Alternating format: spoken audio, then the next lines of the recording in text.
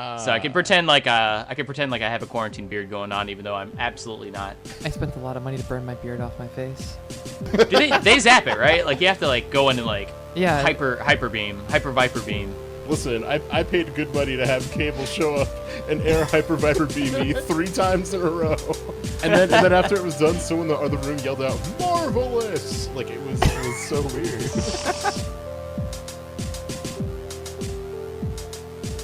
Hello and welcome to YASEcast. This is episode 10, the big 1-0, the big double digits, the new millennium. You know where we're coming from. My name, as always, is Lamo, and today I'm joined by 2 very special guests. Welcome to the show, Master Who. I say welcome to the show, but you've been on, it's like your 3rd time on, so I shouldn't really say welcome to the show. Welcome back, I'm back. Guess. You're back.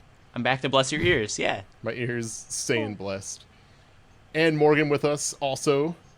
How's it going, Morgan? Yeah, well, it's going. How you doing? It's a Tuesday-ass Tuesday today. Dan, that's terrible. Yeah. I'm sorry? Tuesday, otherwise known as Level 2 Garfield. Ooh. Yeah. Ooh. Actually, I can't lie. Today's actually pretty good, but that's besides the point. It was good for a bit. It was good for a bit, but then I went on way too long.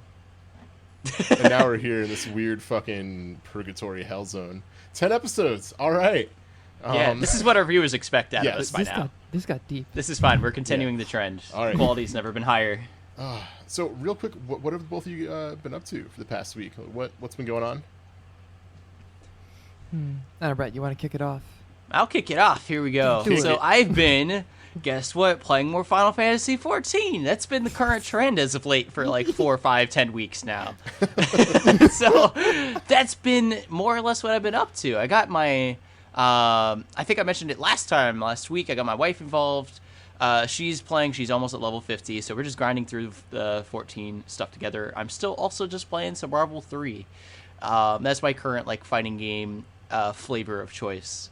It's just playing some Marvel, going back, revisiting some tag team stuff, getting wacky, getting wild. Hell yeah. That's been my life, though. Not a whole lot more interesting things to report in than that. Still just trying to stay healthy, and I am healthy. And that's a blessing. And I'm staying there.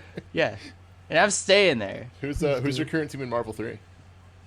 I'm playing Chun-Li, Amaterasu, Amy, and Viper. Sea Viper. That's a team. Amy and Viper are very good combo. 2 peas in a pod. Chun is definitely the black sheep out of that whole team. But I really want to play Chun. I feel like she's been kind of unrepresented, except for that one guy that's from Vegas, I believe, like Ryan. Like Ryan LV? Is that his name? Ryan LV from Vegas. Yeah, he's probably the only Chun-Li player that comes to mind. So I think I just want to kind of like explore the character more, just see what I was missing from that character. I'm having a lot of fun. They're all 3 extremely fun characters. Nice. Having a blast. All my time has just been spent in training mode. I've not really been playing too many matches against people, but I love it. I love being in training mode for Marvel. The time absolutely just melts away. I'm having a blast. Nice. Yeah, and I'll be joining on that pretty soon because I picked it up today on PSN because I can't remember if it was you or it was someone else. There was a bunch of people told me that Ultimate is on sale for $10 right now on PSN. So I was like, all right, for $10. For $10, I will hop in and get it on PSN, even though I'm scared about playing that game online. Not because people have been playing it for years, just because of netcode, but we've had that discussion. Several times, yes. In fact. I would say I've mentioned this to you in person, but absolutely well worth the price. For $10, just being able to play with like 50 plus characters, even in training mode or whatever. It's fun. For $10, sure. Yeah, I'm looking forward to getting on that a little bit once we're done recording tonight. Morgan, what about you? What you been up to? I have also been playing Final Fantasy 14. So as is like the trend for I think almost everybody in the Ace at the moment. Like everyone's like, hey, Final Fantasy 14, that sounds good. So I finished Heaven's Ward again. So now I'm doing Stormblood for the first time, and I kind of love it. Like getting into the story, I've heard mixed things about like the actual like instances in the gameplay of that expansion, but I've been told that the politics go off hard and that the story gets pretty wild. So looking forward to that as a new thing. I've also been getting into some more team game stuff, but I've been playing Skullgirls. And I actually did a double B&B, and I am now gay. I'm told that's how that works. Like, congratulations for both of those. Congratulations. Sonic Fox personally comes out of training mode and hands you a pride flag. But yeah, it's one of those games, like kind of like what Rhett was saying about how you get into these team games where there's a lot of intricacy, both in building and also just like the mechanics of it. So coming back to Skullgirls, I bought that game at launch, played it for a little bit, and I was like, this is hard, and then put it away for a long time. And now I'm like, okay, these are like the characters I want to play. This is like how I want to play, what I want to be doing. And you get into training mode, and it's just like, it's like a vacuum of time. Of like, how can I make this mech scarier? How can I make this, how can I optimize this combo more? What if I switch assists around? How's that going to work? So that's been a lot of fun. And on the media end, I started John Darnielle's second book, Universal Harvester, which is good. It's good, and I'm sure that's going to stay good because basically everything John Darnielle has ever done has hurt me in the heart and made me a better person. And finished a rewatch of Bloomin' to You with my partner, which is a series that came out 2 years ago that I really love. And it's been actually, I realized that I've been doing a lot more rewatching during sort of social distancing and all that than watching new stuff because, you know, it takes less effort when you kind of know the plot and everything already.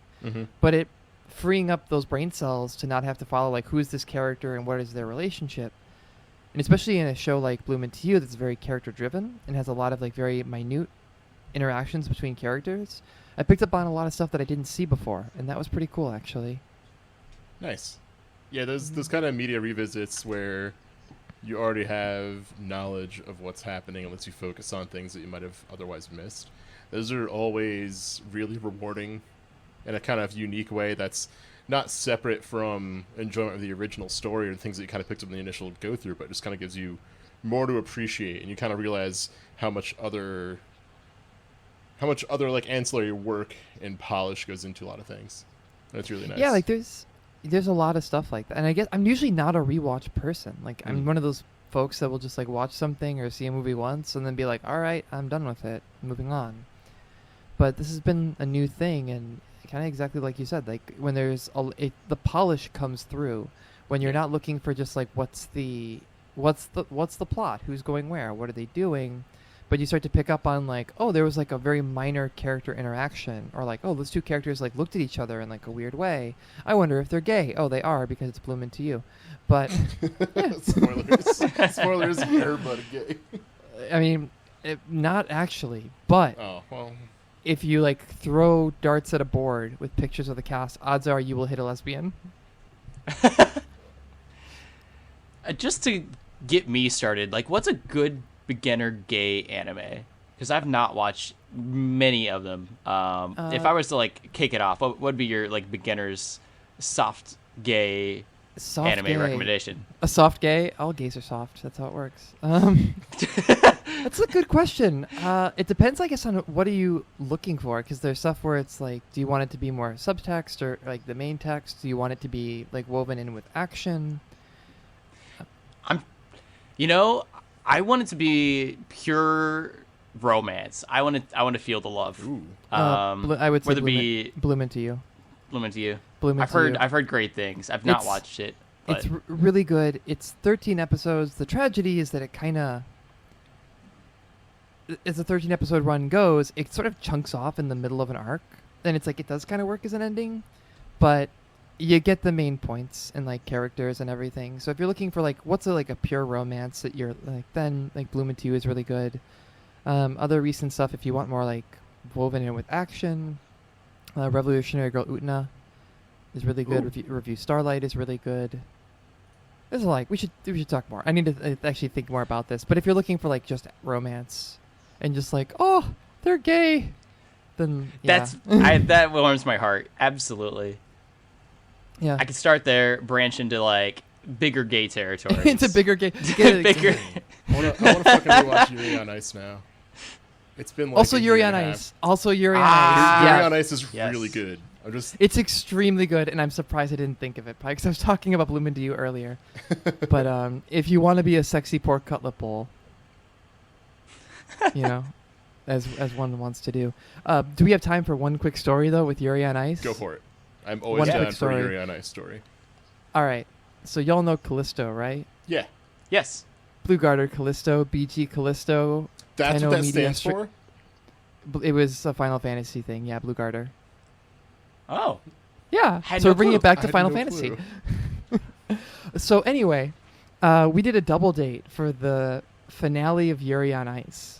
So we watched like the last preceding 3 episodes and then the finale as soon as it came up on Crunchyroll. And by that point, we were between the 4 of us, about a bottle of wine in deep. Okay. And so we wrap it up. And I'm a Canadian. I don't know if our viewers or listeners, viewers, whatever you call a podcast, subscribers are aware, but I'm actually a Canadian citizen. So I came down strong on the end that JJ is the best boy in Yuri on Ice. Okay, fair. And Callisto disagreed. He thinks Yuri is the best boy in Yuri on Ice, which is a respectable opinion. But we were very drunk, and the first thing that came to my mind was first to 5 me for it. So, so we, of course, being the person I am, I had brought my arcade stick with me to the double date to watch anime. Yeah. So we go up to the office, and we boot up BlazBlue Central Fiction, and we play a first to 5, which I obliterate him in because I am Canadian. And Canadians are good at video games. And hold that. You can hold that forever. But here's the kicker, though.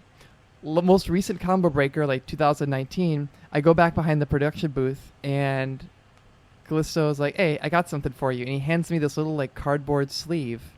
So when he was streaming Evo Japan, he did a Yuri on Ice gachapon, and he got a JJ sticker. Oh, my God. And he saved it and gave it to me and then called me an asshole.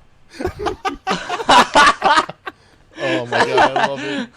I love that so much. I treasure it, actually. It's I love Callisto. He's one of my best friends in the fighting game community, and it's not often that you have a extremely wine drunk first to 5 with somebody over who is the best boy in the gay skating anime. Callisto loves his wine. That is well documented. He is FGC wine mom. Yeah, and he's really good at it, and he likes good wine. So going over and hanging out with him and drinking his wine is a great time. Hell yeah. Oh, what a good... Ryan, you can hold that shit That's forever. a good story. That is a very good story. That's absolutely some real FGC shit of you know what? Yeah, fuck it. First to 5 for any reason is always chef's kiss. Just perfect FGC. Oh, gosh. I don't remember the first to 5. I just remember that I won, and I'm pretty sure I instant killed him a couple times. That's all that matters. You instant killed him too? Okay, that also matters. That's also very important to the story. I mean, he fucked up. He plays Ragna. He has to play neutral. I play Mai. So, if we're both, piss drunk, I'm suppressing the C button, and she basically has an auto combo that does 3,000 damage. There you go. Come on. Gonna do that shit. You better believe it. So I also have been playing Final Fantasy 14 a lot lately. I hate for all 3 of us to kind of start our stuff like that, but it is what I've been playing a lot. It really is. So over the weekend, Master Who and I played a whole bunch together where we were grinding for mounts from A Realm Reborn, from where if you fight the extreme version of the primals, there's a chance for a horse mount to drop. Then if you get all 5 horse mounts, then you can get Mega Horse, so to speak. I'll just call it that. So we were grinding all of those out over Sunday and Monday, and I ended up getting it, and then we have 2 more to get for Master Who, and then we will both have this damn mount, which is crazy because I started trying to get this thing before I quit playing the game 3 years ago, and then my group just kind of petered out for it.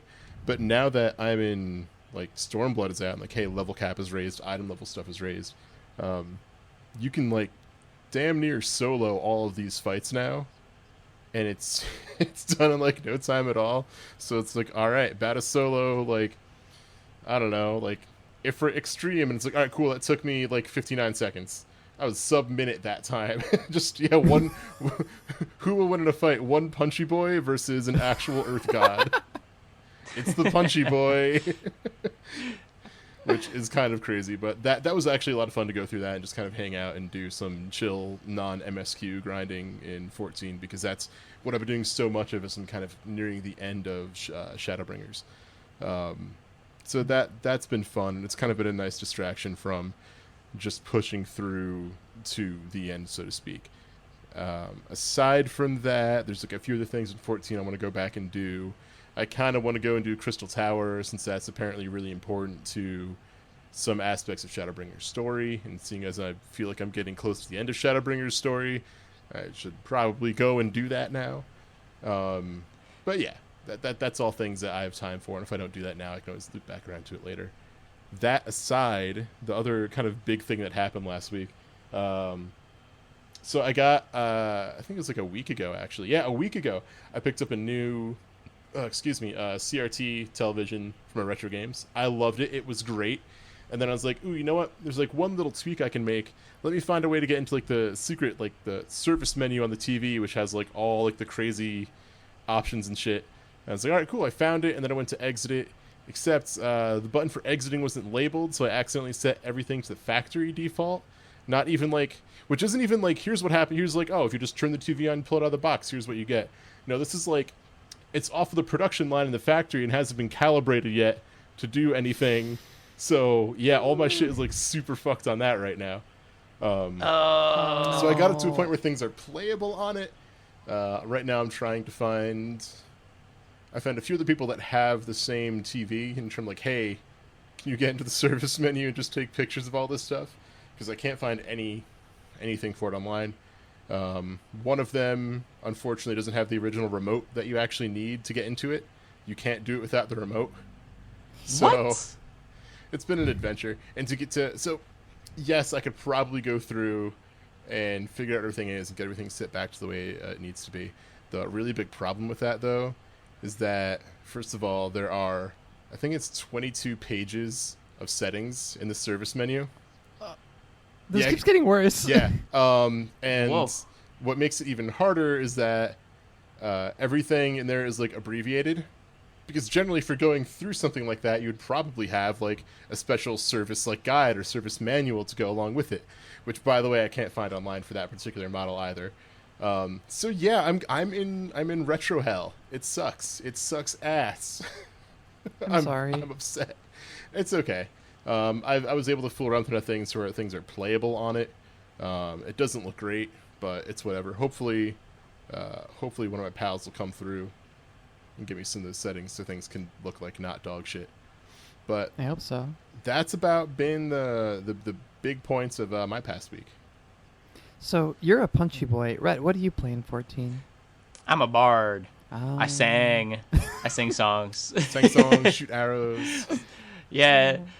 I think we were like singing the whistle song during our raids. that was our bard song.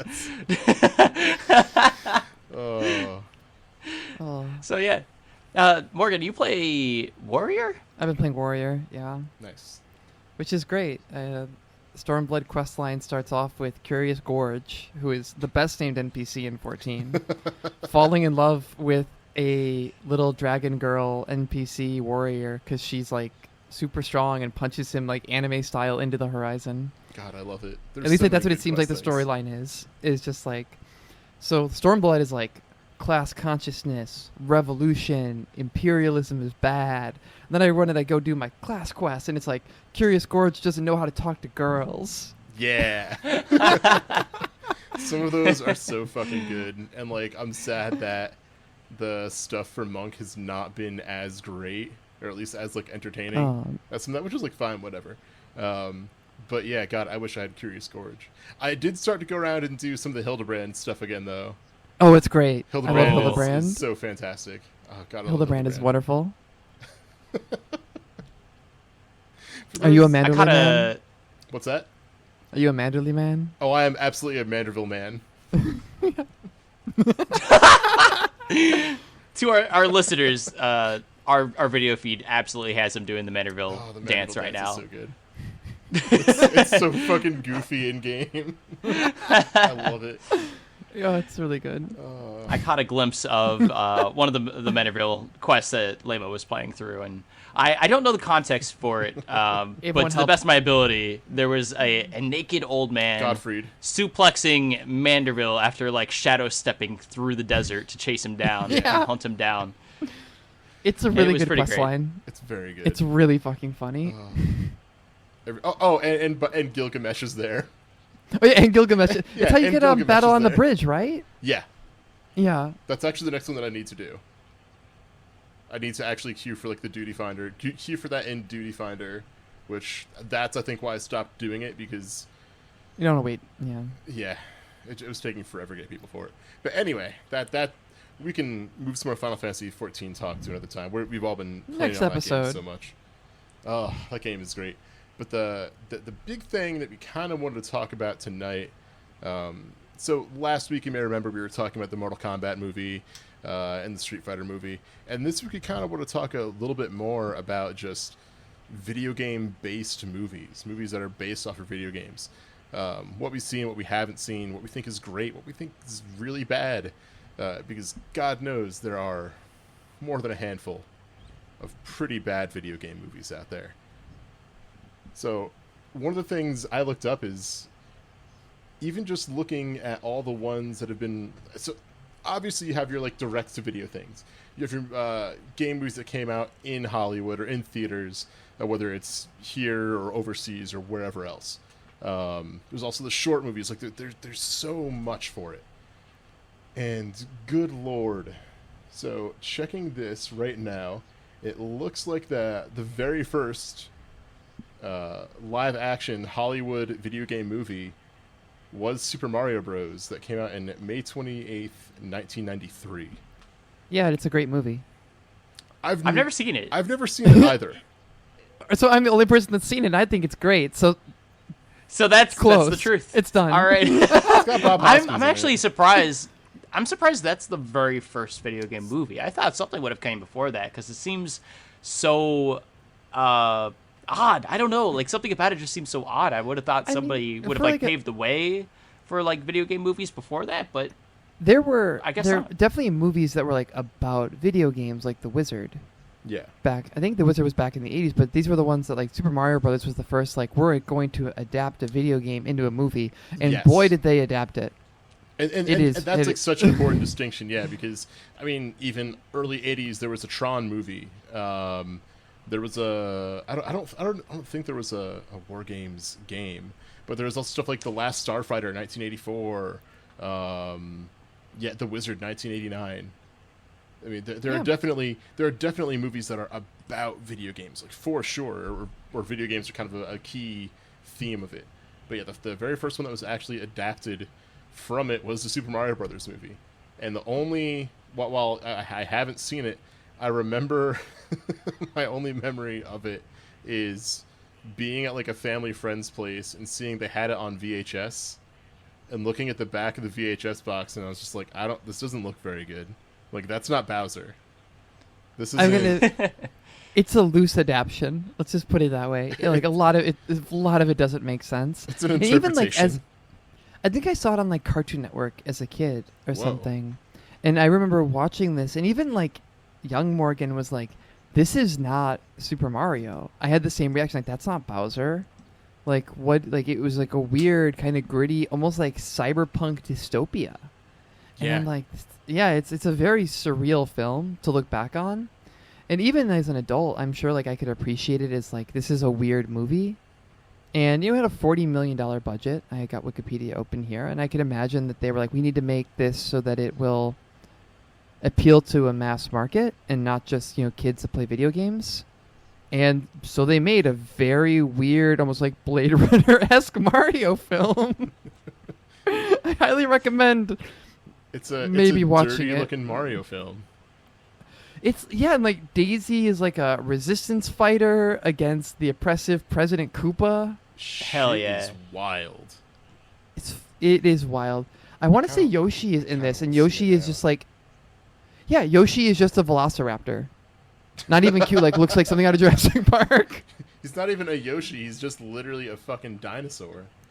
Yeah. And It's great. I can't tell whether I'm like, this rules or this does not rule. I'm so torn on it. I think that it's like there's a point where you do make that decision. There are two kinds of people in the world. There are people that think that the Mario Brothers movie rules, and people that think that it sucks. I want to bring this up. I wonder if like the reason like it being like a cyberpunk dystopian movie and like it being weird, I wonder if it's more beloved and like memorable because now like they really went off and did their own thing. Like if they did a 1-to-1 just like Mario being a plumber, like cutesy little anime like kids movie, I don't know if it really would have stuck for so long because so many people still remember it, so many people still talk about it. I think it being weird kind of played into its popularity. I think it's like it might loop back around where it becomes sort of like a cultural zeitgeist to look back at it and be like, yeah, they were doing something weird and interesting. And for those of you that haven't seen it, I'm going to read to you the intro summary to the Super Mario Brothers movie off of Wikipedia real quick. And I want you to tell me on a scale of 1 to 5 mushrooms how much this sounds like something that would start the Super Mario Brothers movie. 65 million years ago, a meteorite crashes into the Earth, killing the dinosaurs and splitting the universe into 2 parallel dimensions. The surviving dinosaurs cross into a new dimension and evolve into a humanoid race. In the present, a mysterious woman leaves a large egg along with a rock at a Catholic orphanage, but as she attempts to leave, she's accosted by King Koopa, who demands the location of the rock. Rocks then fall onto the woman, killing her. The egg then hatches. The egg then hatches, containing an infant girl. What? Yeah. No, this can't be real. I have to go to the page right now. Sounds- I have to Snopes this. That's the Super Mario Brothers movie. It's real. Oh my god. What? 20 years later, Italian-American plumbers Mario and Luigi living in Brooklyn, New York. Oh my god. Okay, that's absolutely fucking insane. So I double checked, by the way. The first like Japanese animated thing was actually for Super Mario Bros. For animated movie based off of the game, released in 1986. So that does definitely predate it quite a little bit. But so, if you're going to guess what in the early 90s in America was going to be adapted for video game movies, so we already know Super Mario Bros. Obviously, we know Street Fighter, Mortal Kombat. Mortal Kombat got 2 movies. Got 1.5 movies. Yeah, you're right. Mortal Kombat Annihilation's half a movie. It's not as good. But what would you think? Early mid 90s. What do you think is something else that might get made? I personally From the early 90s? From the early 90s. If they were, what do you think the missing link is here? Because this is the very second Hollywood live action video game movie to come out was not something that I was expecting. I mean, given that it was Super Mario Brothers, I would have expected, and I'm sure we're going to talk about it eventually, but I was surprised it took that long for a Sonic the Hedgehog movie to be made. Yeah. You stole my answer. Yeah. Damn it. Same. 100%. Yeah, I thought they would have like struck back like, oh, we're going to have to continue with the Sega Nintendo rivalry and we have to have our own Sonic movie. All right, hear me out. Here's the Sonic the Hedgehog plot. 65 million years ago, a giant chaotic emerald strikes the earth. But no, it was Double Dragon, which I had forgotten there was a Double Dragon movie. I've seen it. It's not good. I'm sure it's not good. It's not good. It's really not good. Did they made a game off the movie, right? Wasn't there? Yes, I'm pretty sure they did. Am I wrong on that? I'm fairly sure they did. I mean, there's also been so many Double Dragon games. I feel like you could say It might have, yeah. I'm sure there's something. Okay. Oh my gosh, it's Wow. absolutely fucking insane. Wild fucking ride of a movie. But after that, yeah, we get Street Fighter, which we've talked about before. That incredibly cheesy, lovable movie. Mortal Kombat 1, then Mortal Kombat Annihilation. Wing Commander in 1999, which forgot that series existed. And then around that time, early 2000s or so, I feel like we had a very, very big release. Final Fantasy: The Spirits Within, which for the time that was 2001. That was really? 2001, Oh. July 11th, Oh, 2001. Which that movie was like super big for video game movies, because there was before that I want to say either one or two of the Tomb Raider movies had already come out, and that was very like, yeah, it's an action movie, but it's very much like, whoa, Lara Croft is a sexy babe and she's gonna do sexy things, babe, treasure, etc. But prior to that, I mean, and then we had Mortal Kombat, obviously very like action oriented, but I don't think we had anything that was meant to probably be as focused on storytelling as the Final Fantasy games are.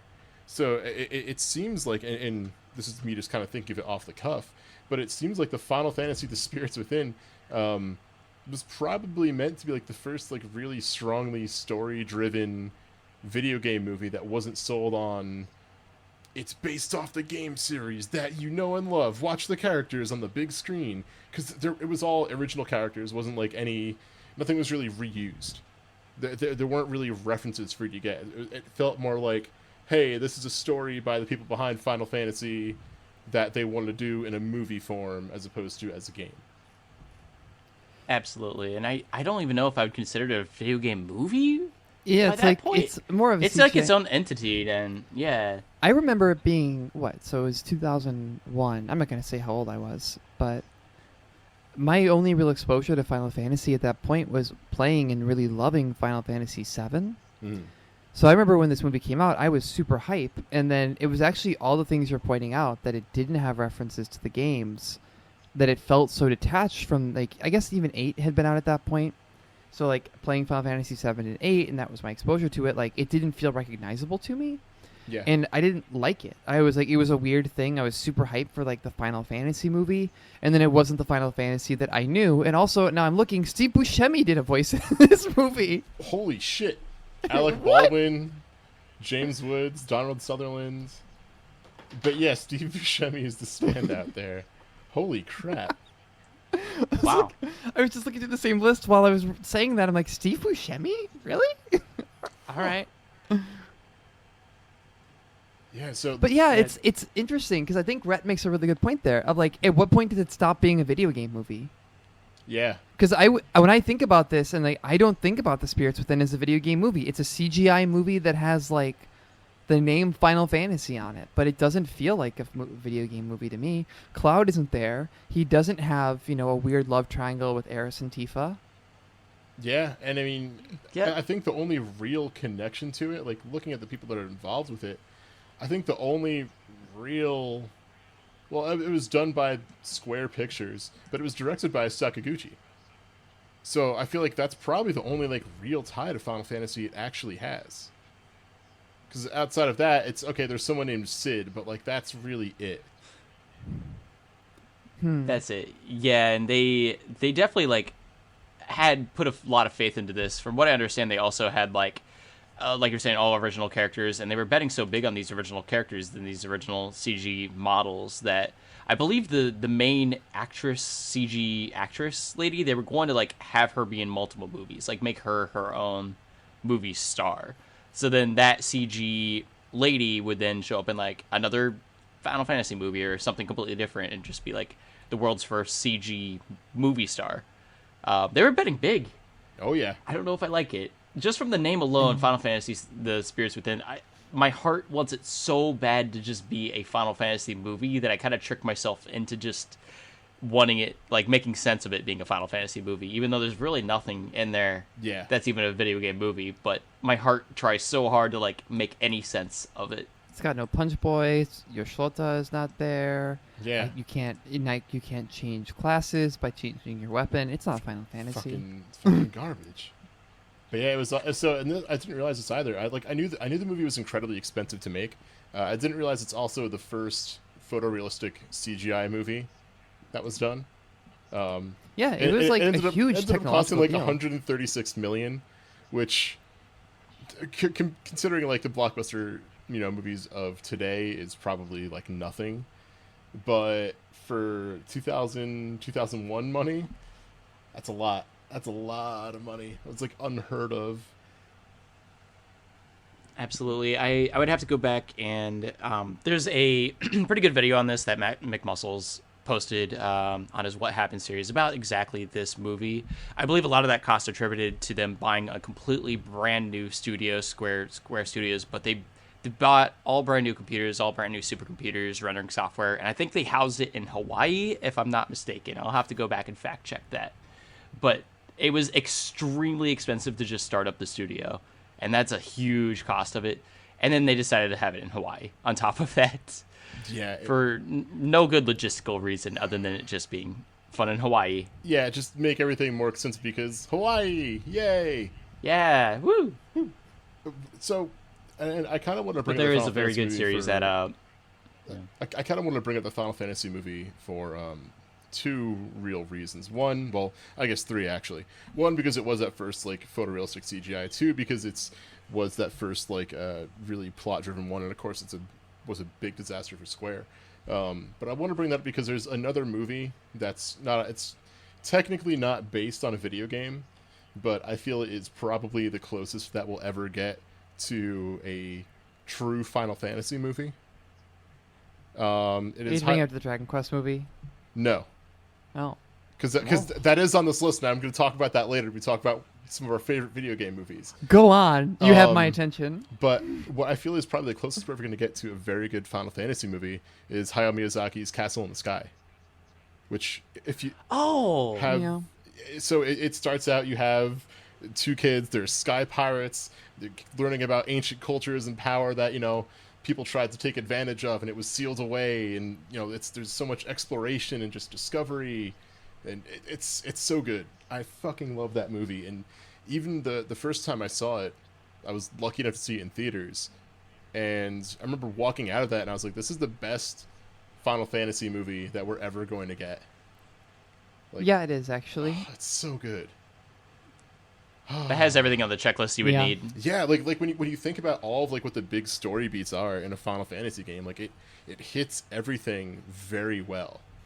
Like everything goes down on. It even has my favorite trope of the kind of like, not kind of goofy villains, but like this one group of villains ends up becoming like very good friends and like genuinely cares for the protagonist, and like the feeling's absolutely mutual, stuff like that. Weird little moments of like them watching the two protagonists like kind of like getting closer to each other and starting to like each other, and they're just kind of like watching from like the next room over, like peeking into like windows and shit, and just totally eating it up. I'm like, I loved it.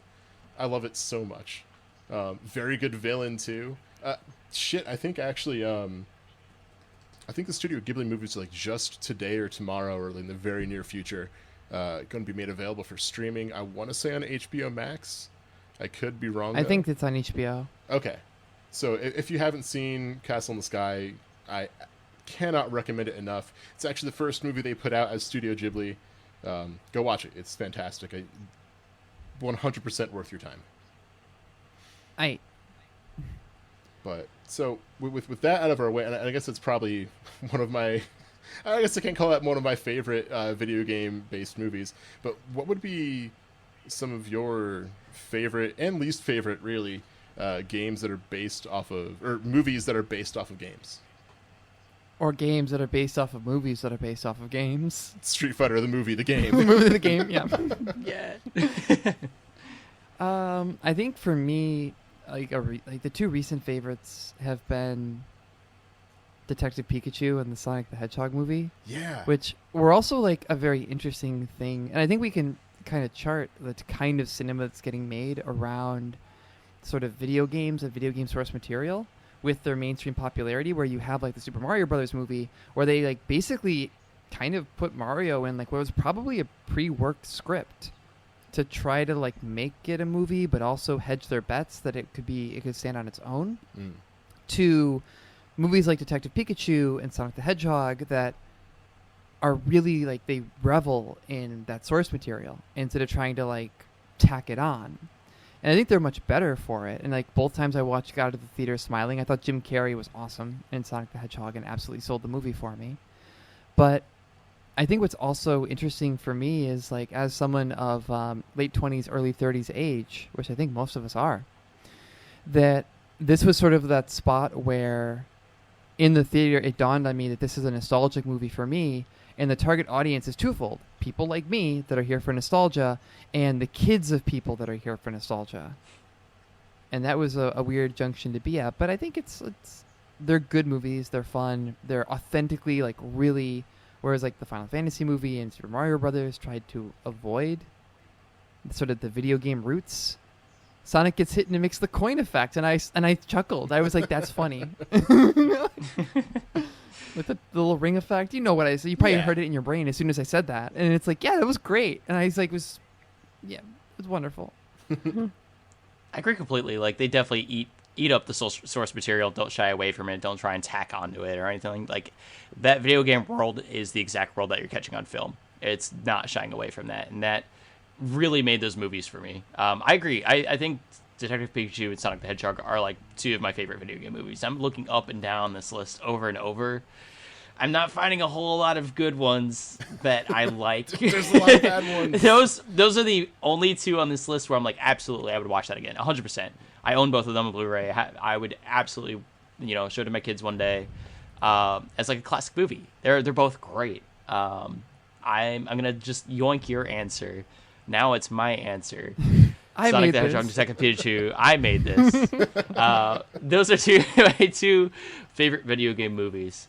Morgan or Labo, what would be your answer for that? So I have a quick aside about when I went to go see the Sonic the Hedgehog movie that I want to make sure gets recorded for the internet to hear. All right. So my girlfriend and I, like, we've never been like super big on Valentine's Day, so we're kind of like, hey, what about for Valentine's Day we go to opening night of the Sonic the Hedgehog movie? That'll be our big romantic night out. So we decided. So we go and do that, and we're sitting right behind like a group of kids, and one of them has already seen the movie, and we can tell that. I guess they went to like an earlier showing or something, but I'll get to that a little bit later. Go on. So, and this one kid is talking a lot during the movie, and usually, like, I hate that. I'm the kind of person where it's like, I don't want to hear a fucking peep out of anyone while I'm watching a movie. I want like perfect silence, unless it's like, hey, do you want some of my popcorn whispered to me as quiet as possible, or like, oh, excuse me, I gotta get up to go pee. Only two acceptable things to say to me during a movie. Or fire. There's a fire in the theater, get out. That's another acceptable thing to say. As you can say it, there's a fire. Yeah, you have to say very quietly. Excuse me. Pass the popcorn, too. Excuse me, there's a fire in the building. You need to get out. Just very, very quietly. But I didn't mind it with this kid because he clearly was so fucking happy to have a Sonic the Hedgehog movie that he could watch in the theaters with all of his friends, and he was so happy every time in the beginning when like when like Knuckles or the people who look like Knuckles show up on the screen, he'd go, "Knuckles Clan!" and stuff like that. And it's just like little shit like that. My favorite part though was Sonic makes like some like wisecrack joke or whatever when they're in the middle of like that highway chase scene with Robotnik, and the kid just yells out, "Ha! Comedy! I love it!" And I am laughing into my girlfriend's shoulder, just trying not to like make any noise. I was like, okay, this kid's like kind of annoying, but I also absolutely like, I'm very happy that I'm like being able to experience this like this. Because yeah, like I said, usually I really hate people talking movies, but when it's clear that, you know, a much younger generation is enjoying it so much, I'm like, I can't help but just be like happy, and like I can't be mad. I'm not gonna be like, hey, shut up, can you keep it down? It's like, no, come on, it's a little kid, and like I like a rated PG, like maybe PG-13 movie. Whoa, PG-13. Whoa. But yeah, that was my big going to see Sonic the Hedgehog experience, and I kind of loved it. But yeah, that's incredible. I knew he had seen it before because we're sitting and like, okay, it's like the very end of the movie, and one of his friends is like, "Oh, I really wanted to see Tails," and he's like, "Oh, just wait." So smug.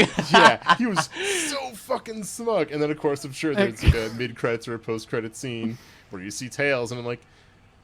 And so then me and my girlfriend look at each other, and we're like, when did he go to see this movie before today? This is opening day. It's like, did he go to an earlier showing? Was there like a midnight release last night that he went to? So, who knows? But that was my experience going to see Sonic the Hedgehog, which I absolutely love that story. I just want to say, if the kid that was in that theater is listening to this podcast episode 10 of the YASEcast, you're invited onto the podcast. Yeah. If you're that kid, you can come onto the podcast anytime. And tell I give us you permission. when you saw the Sonic the Hedgehog movie for the first time. I really want to know. We need to know. It's driving us we crazy. need to know when you saw it for your first, like, when. Did you get some wild advance release copy? Like, what happened here? I need to know. What if his uncle works at Nintendo? Oh my god! Nintendo would have the Sonic the Hedgehog movie because he's in Smash. Can you imagine if you went back to like your middle school self or whenever when Melee released or with Smash Brothers, and you saw the roster for like Smash Ultimate? Oh my god! First of all, you'd be like, "Who the fuck are all these knockoff Pokemon? Where did all these from?" Pichu? What kind of fake ass Pikachu is this? I don't even know how to pronounce this woman's name. What is it? Blith? Blith? I would be losing my shit about Mega Man though. 100%, absolutely. Okay, so my favorite video game movies. I want to try and deviate a tiny bit from what we've already said. I want to look this up real. Okay, there we go. One of my favorite ones I actually watched. It was either earlier this year or late last year. I can't tell. Time is so fucking distorted with everything that's been going on. Animated one called Dragon Quest: Your Story. It's still on. I'm sure it's still on Netflix right now. It still but is. It's an animated version of Dragon Quest V, which is what I'm a big Dragon Quest fan. Dragon Quest V is actually my favorite in the series in terms of just a pure storytelling point. And this does a really good job telling the story of that and just showing a lot of love to that game for 95% of the movie. And then there's 5% that happens that I hate. There's 5% that really upsets me about this game. This movie. Oof. But it's so good though. It's absolutely worth watching. Fantastic movie. Like you can tell they tried to do very good by the legacy of Dragon Quest V, but also do something that was going to keep longtime fans a little surprised and do things a little bit differently. There's some very great writing in it, some great humor too. To give one example, there's generally in most of the Dragon Quest games, you get to a point in the game where it's like, oh, there's like a robot enemy, which is okay, whatever. It's kind of standard like JRPG fare. They get to a point in the movie where they're like, oh, well, we need to go get like this treasure from over here, and that's the only way we're going to be able to do the thing that we have to do. He's like, we have to watch out because it's guarded by these like these highly advanced robots that'll try to fight you. And it's just like, robots? And he's like, yeah, there's robots in this one, I guess. It's like, that's how it goes sometimes. It'd be like that. It's just this very good moment of like breaking the fourth wall because it's all just like it's a typical fantasy setting, and it's like, yeah, there's robots this time, man. Sometimes this happens. You just got to deal with it. All right, just kill the robots. But yeah, for the things that I do dislike about it, it's still a very good movie, and I highly recommend watching it on Netflix. It's very good. I will freely admit that I teared up twice while watching it, and the first time I teared up was just because I get to see one of my favorite games of all time being made into like a high production value movie.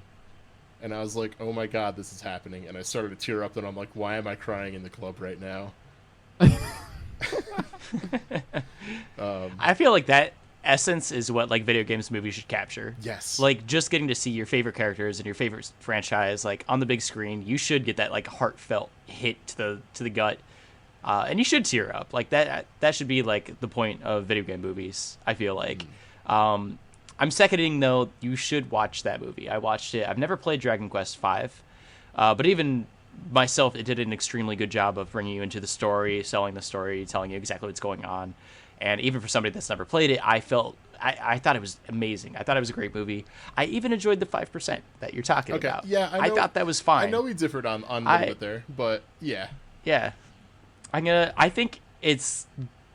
The longer time will go on, I will look back on that and be like, man, that was a weird 5% of that movie. But I'm gonna remember it a little bit more because of that, I guess. Like it came out of nowhere, and yes, it did. It brought a weird message. It came out of absolutely nowhere. It definitely did come out. Brought of its message and nowhere. left.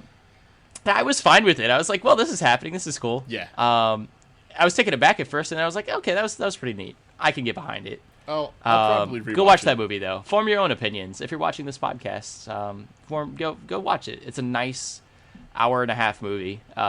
You'll very much enjoy it. It's fantastic. The animation is beautiful. The story is great. The character is lovable. It has Yosuke's voice actor. If you're a fan of Yosuke, that's him. I forget his name, but I know he's Yosuke. Yeah, you hear the Johnny voice Young and you're Bosch? like, aha. I don't know. I only listens to the subbed version, Japanese audio. Oh wow, big anime fan. Limo-chan. And then the other one that I want to bring up is actually something I've talked about a few times before in the podcast. I don't want to say pod yet. Not yet. Not yet. Maybe later. We gotta grow. We gotta get to triple digits first. Yes. Then it's a pod. That's a YASEcast stretch goal. But the other movie that I want to talk about is the first Mortal Kombat movie, because it is the cheesiest, schlockiest shit, and I fucking love it. It's quickly becoming my go-to. Hey, I just want to turn my brain off, and just like I can even just have it in the background, and that's like totally fine. But there are just so many fun things about the first Mortal Kombat movie that I absolutely love, and fuck, yeah, I want to rewatch that movie now, just talking about it, just thinking about it, because I'm sure there's even more things that I'll probably pick up. But in terms of like dumb things that have no meaning, I know last week I probably talked about Johnny Cage and Sub-Zero fighting in the bamboo forest, and then from like 50 yards away, for no fucking reason, Sub-Zero cartwheels into frame, or Scorpion cartwheels into frame, and it's like, why'd you do that? You could have just walked in or like tried to sneak up, but no, he does this big fucking cartwheel for no reason. And it's like, shit like that is what I love. There's no reason to do it. It doesn't make sense, but it's just like in the theme of this movie and this franchise, it's like, yeah, he probably would do that. Another great example, Johnny Cage has to fight Goro. He starts off the fight by punching him in the dick, and then he runs away. And he just fucking runs. Because while Johnny Cage does have Mortal Kombat where he like drops down as a split and like punches somebody in the groin, the fact that he did that and then just runs away, I'm like, yeah, that's in character. I fucking love it.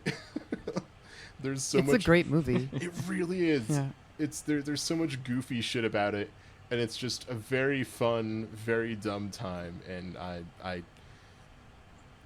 I wish that I was not such a diehard Street Fighter fanboy in my earlier years, so I would have given that movie kind of a fair shake much sooner than I did. But I'm glad that I decided to kind of rewatch it on a whim. It's and I mean like not just like good as a video game movie or entertaining, but like there's a lot of really interesting like filmmaking that went in on that, particularly using like practical effects and practical sets. So like the scene you're talking about when Johnny Cage and Scorpion are fighting in that apple, like in the orchard. Yeah. Like, or like it looks like a mystical forest, but like it's an apple orchard, and they just use like angles and good films and practical effects to make it seem like you're in a different world. It's just like it's a really well done and well executed film from the perspective of like effects and particularly practical effects that have aged pretty well, all in all. Yeah. I mean, look at a lot of the movies that relied more on practical effects, and there's still things that look great. I mean, the prime example of that, in my opinion, is It. John Carpenter's It. Like, or The Thing rather, The Thing. Jesus Christ, amazing practical effects that are just completely unrivaled. Like that movie still looks terrifying in a way because it's like, oh, this isn't like computer generated. This is someone really made like an animatronic version of like this dude's decapitated head that now has legs growing out of it. That's like scurrying around on the floor. That's not some added in effect that someone put in and people are just reacting to nothing. It's like, no, that's there. Like it's freaky as shit. So fucking cool. Yeah, it's there. It's tangible. You can touch it. You can taste it. And it can touch It's you. And it can scary. taste you. Yeah. Whichever way you want it. John Carpenter brings it. I love that movie. The Thing's great. It's so good. It's timeless. Because on the opposite side, when you go and watch Mortal Kombat again, there are some heavy CG things here and there. Just Scorpion's little hand boy, his little hand so snake gross. thing. He shoots it out. That's all CG, of course. And then there's Reptile. I don't know if you guys remember what Reptile looks like. There's some the movie. less than great CG moments in Mortal Kombat, but there's a lot of also cool practical stuff. Yeah. In terms of like the set building and all that. Yes, I completely agree. Yeah, the set building, the world seemed pretty believable that they brought him to. It was just Fight Island. It's Fight great. Island. It really was. And then like halfway through the movie, they forget they're having a tournament. Yeah, that sounds about right. It's all about the element that brings life. Speaking of practical effects in the Mortal Kombat movie, one thing that kind of comes to mind is there's in like the second part of the Scorpion versus Johnny Cage fight, there's a part where they go into what I assume is supposed to be maybe hell. I'm not entirely sure. But it's just represented by there's a lot of like bamboo scaffolding and rafters and just like ladders everywhere. Oh yeah, the ladders. It's cool for like a practical effects thing, I guess, but it's just like, why is this it? Did y'all just have like a ton of like weird bamboo shit lying around on set and you're like, this is it. This is what we're gonna do for hell. Hell is bamboo. It just looked like if a Jackie Chan movie was shot in hell. Yeah. And you're the villain. Not only that, he gets left in hell in a weird way. Like that scene ends, and he just walks away, and he's just stuck in hell. And then he shows up later with no explanation on how he escapes from hell. He just gets left there. There's no explanation for how he gets out. He kills Scorpion, and then he leaves, and somehow gets back to the land of the living. Johnny Cage, finds his way back. You were stuck in hell. I got better. It's just what? I mean, that would be in character too. That really would be. Yeah. Oh my gosh, I love it so much. I guess I'm going to die another day. And it's like, oh, okay, fine. Like on the counterpoint though, and we should probably at some point, because I'm sure we can talk about movies forever, but the one I think we should talk about, because I'm mad about it, because while we were doing this podcast, I was looking at a list you sent us of the 43 video game movies ranked best to worst, and they put the Street Fighter worst to best. Okay, it's the opposite of what I said, but they gave like the critics' consensus on the Street Fighter movie says, though it offers mild entertainment through campy one-liners and the overacting of the late Raul Julia. First of all, fuck you. Like Raul Julia makes that movie. He playing does. Bison. Absolutely. And as much as I love it, and I love his performance as a person who likes the franchise, do you guys think Raul Julia is a legendary actor, and this was his last role? Do you know why his last role is a Street Fighter movie? Because his kids loved Street Fighter, and that's the only reason I think he actually signed on to do it. Exactly. He was dying of cancer. Yep. During this, and they had to film all the scenes like before anything else, I believe, because it's like we don't know how healthy he's going to be, and whether he's going to be able to do this or not. And he takes a film that is campy and a role as a villain opposite a Jean-Claude Van Damme film for kids, and he puts on a performance that is not only impactful in the fighting game community, but just broadly, like that people know that movie and like this movie in a broader cultural sense because of his performance.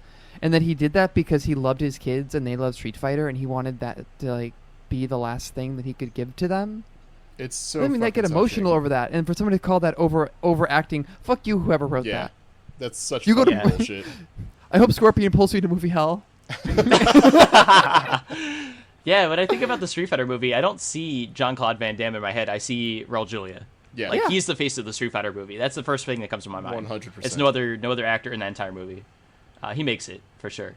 And it's a movie that kind of like the Mortal Kombat film it's beautifully done. Like we talked about on the last podcast, how during the famous like for you it was the most important day of your life. For me, it was Tuesday scene. Oh my god! That the hat rack has all the hats with his different colors from Super Turbo. There's like, so much just fucking awesome little references, like little secret things about that are just love letters to the Street Fighter franchise. The fact that his controls to control his little flying platform is literally just the control panel from Super Turbo from the actual arcade cabinet with the graphics on it put onto that little platform.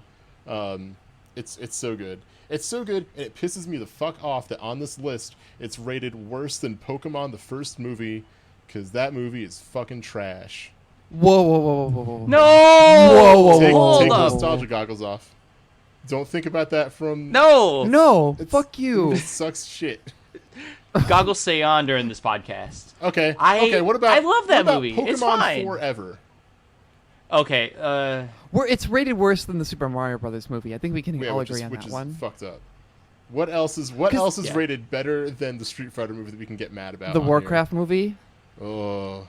The DOA movie. has anybody seen the DOA movie? Yes. Lamo has. Oh my god! I saw it as a... Oh no! I can't remember if I talked about this in the podcast or not.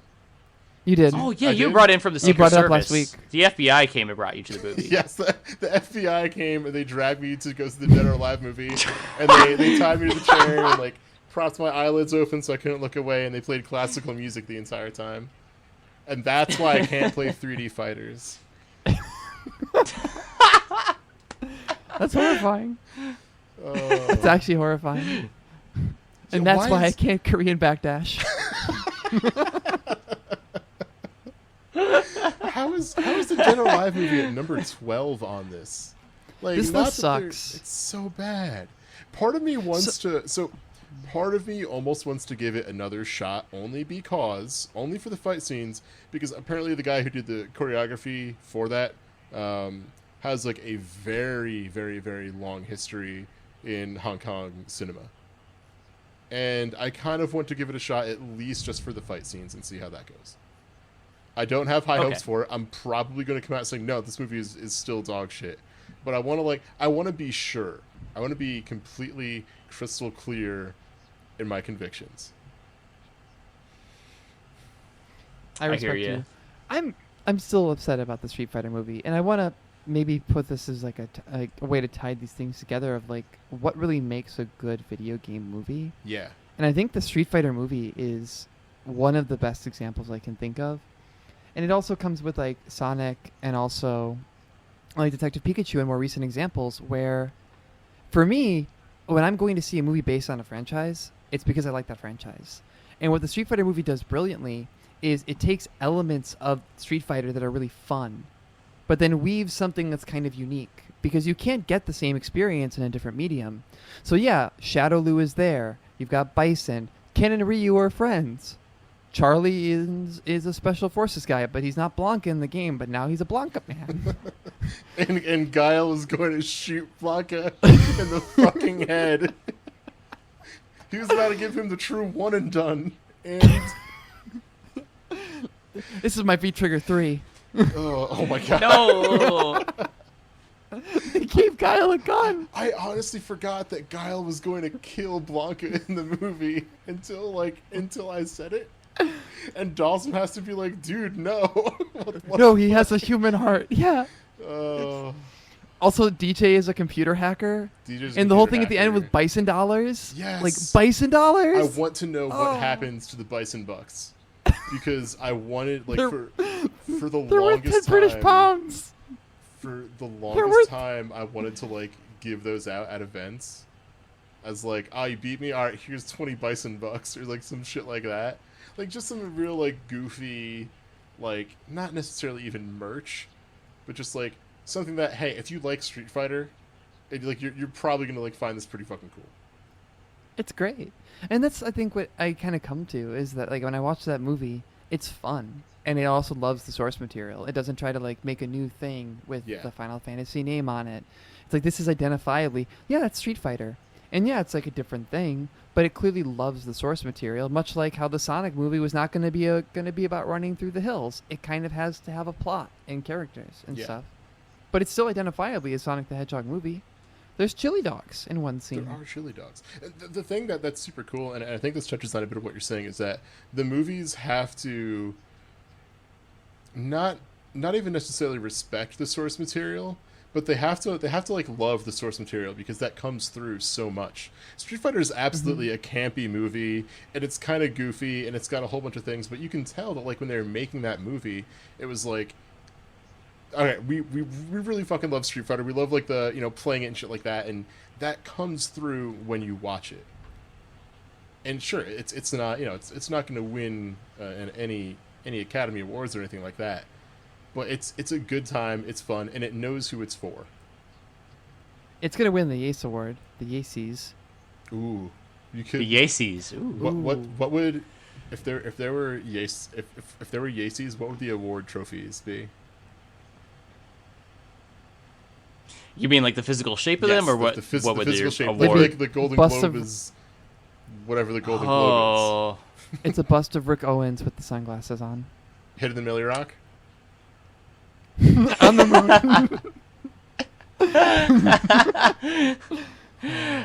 That's perfect. Absolutely. And it has to be pure marble. Well, I'm thinking what's the acronym? So the Yace, it's like something awards show excellence. Excelente. We will have to workshop that one. We'll work your it out. award show in the back room. We'll figure it out. But you know, we'll look forward to the upcoming Yaces episode where every member of Yace wins an award for being the best member of Yace, so we don't have to decide. See, my thoughts for a trophy were they're going to be to look like a miniature like Astro City cab. Or it was going to be Ryu, or it was going to be Ryu charging Denjin Hidoken. That's even better. But it can light up. The Denjin can light up. Yeah. The nice thing about that is that we can make those really like. There's definitely like statues of like Ryu like charging a fireball. We can just get one of those and like spray paint it gold, and we're fucking set. Super glue that shit on a pedestal, and we're good to go.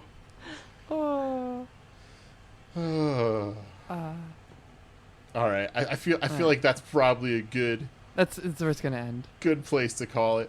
Thank you so much, everybody, for joining us on this episode 10, the big 1-0 of the YASEcast. Thank you to Master Who and Morgan for joining me here today. I had such a very good time today. That was great. Master Who, where can people find you on the internet?